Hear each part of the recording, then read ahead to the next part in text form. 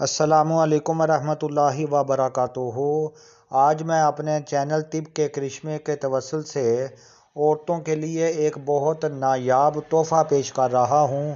ہمارے آباء و اجداد اور پہلے دور کے جو بزرگ ہیں وہ اپنی عورتوں کو یہ نسخہ استعمال کرواتے تھے۔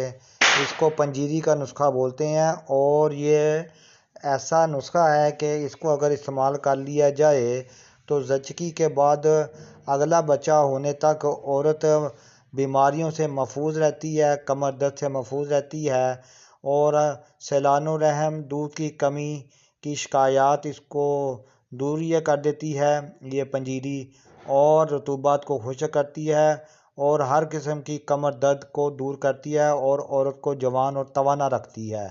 تو یہ نسخہ جو بھی استعمال کرائے یہ تقریباً 1.5 ماہ کے لیے 40-45 دن تک یہ استعمال کروانا ہوتا ہے۔ صبح اس کا ناشتہ کروایا جاتا ہے اور اس کی مقدار خوراک جو ہے وہ حسب برداشت ہوتی ہے۔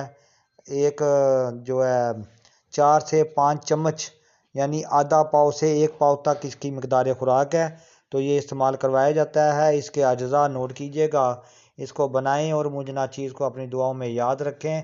اس کے اجزاء نوٹ کیجیے گا: سالب مصری، موسلی سفید، موسلی سیاہ، مازو، لود پٹھانی، گل داوا، گل سپاری، موچرس، کمرکس، گوگرو، گوند ڈاک، تال مکھانا، ستاور، سنڈ جسے خشک ادرک بولتے ہیں، اسگن ناگوری، ہر ایک 20 گرام، مغز بنولا 30 گرام یعنی 30 گرام، گوند ببول گھی میں بنا ہوا 50 گرام لینا ہے، پھول مکھانا، مغز بادام، کھوپرا ہر ایک 100 گرام لینا ہے، یعنی ہر ایک 100 گرام لینا ہے۔ باقی چیزیں مقدار جب بتائی ہے ویڈیو کو پیچھے کر کے دوبارہ سن لیں۔